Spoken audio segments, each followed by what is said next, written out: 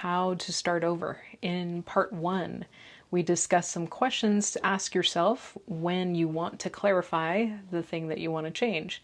And here, I'll give you some suggestions for your next steps. I recommend finding the first video if you haven't seen it yet, so you can really address this on your own. Here are the high points for this video. Detox, rest, seeking integration if needed, and reassess. So first, detox. This is about releasing and allowing things to rebalance. How you apply this will depend on the subject you're applying it to, so I'm just going to keep it at the top level. You'll know how to apply it on your own. So 1, detox is about release. Release habits. Release what is seemingly ingrained and automatic.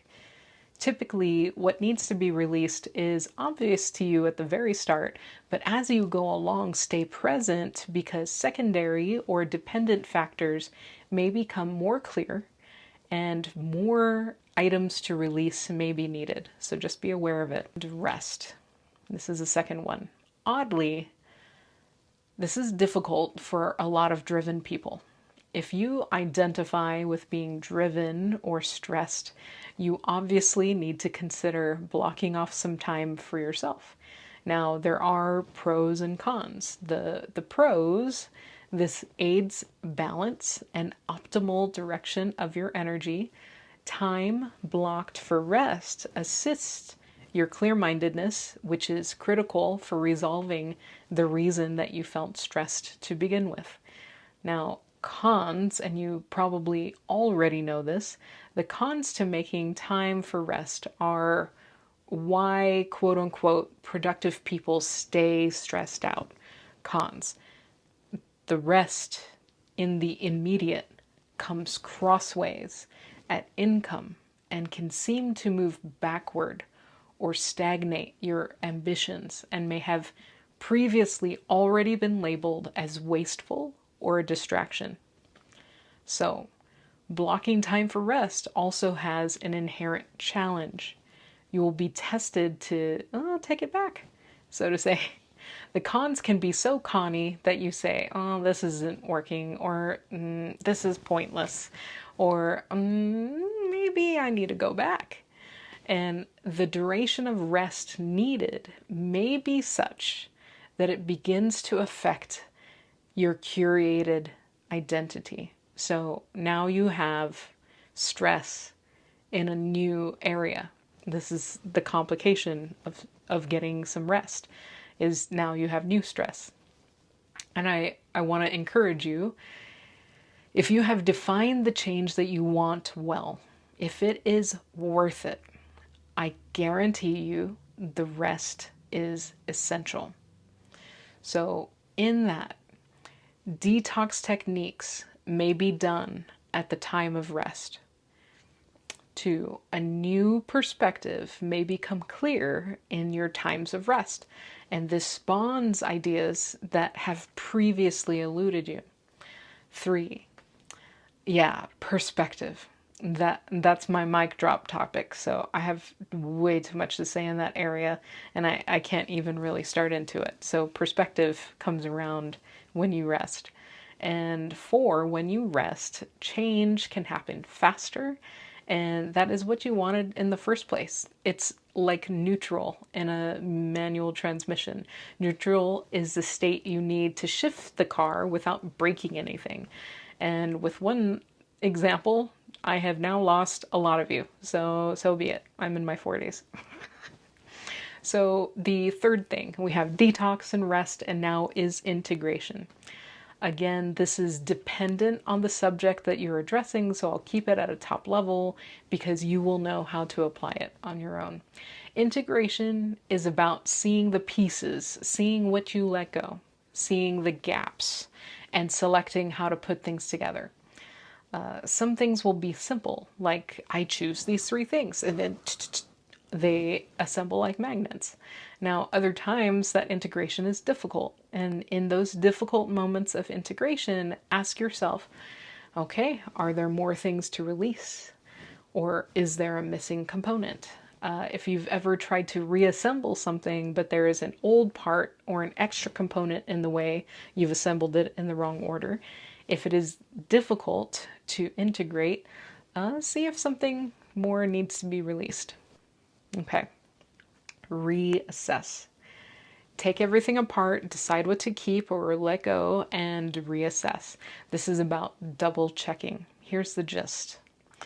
In part 1, the previous video, this relies on you setting the vision on what the end should look like.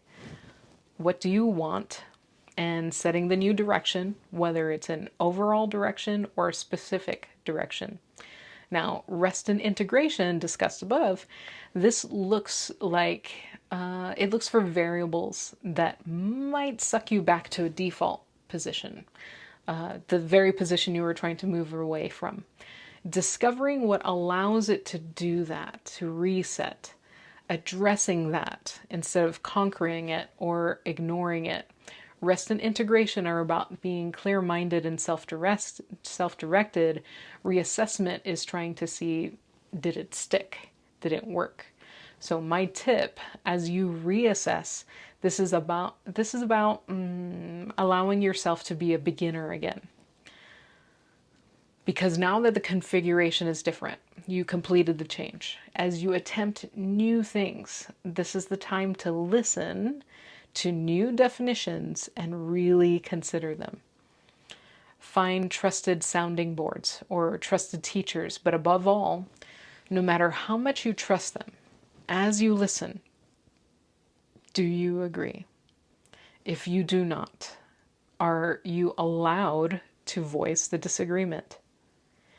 I'm giving you questions with no answers. This is all a part of inherent empowerment and being self-directed. If you are not allowed to question, boy, we're right back at integration issues. It's a blind spot. You're being steered. So 2 more items here. Here's bonus number 1. The faster you want to go, consider finding a guide or a community. And I think the reasons are obvious, but I'll briefly describe. When you want to go fast and you get a guide, instead of wading through an ocean of truths and trying to organize all the new facts on your own, you get a guide to cut you to the areas that you actually care about. And from there, you can do your own study. This gets you speed because it saves you time and energy, but you still study. Now, when you want to go faster and you find a community, you reduce resistance because the people around you are not saying that's impossible. And then with those people supporting you, you can really get going. Now, bonus 2 is a caution. So the caution, be careful of replacements or imbalances.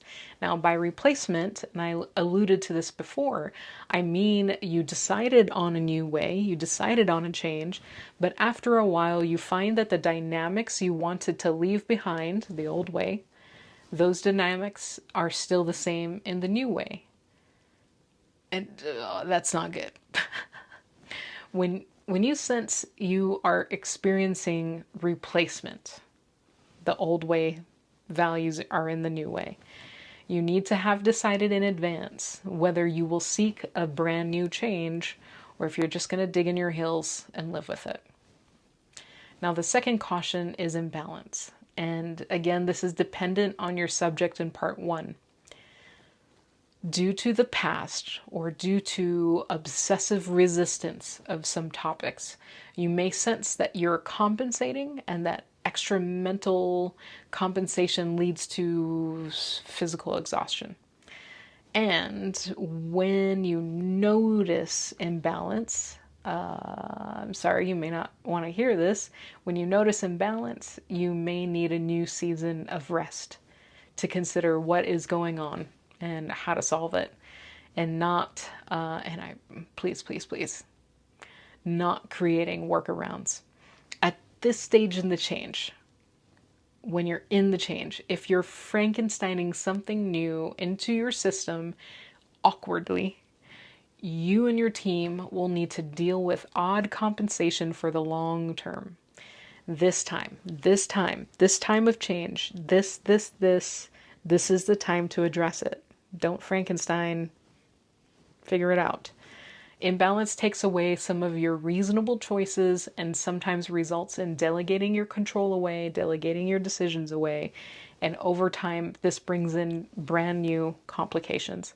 So when you're deciding on the change, watch for these things.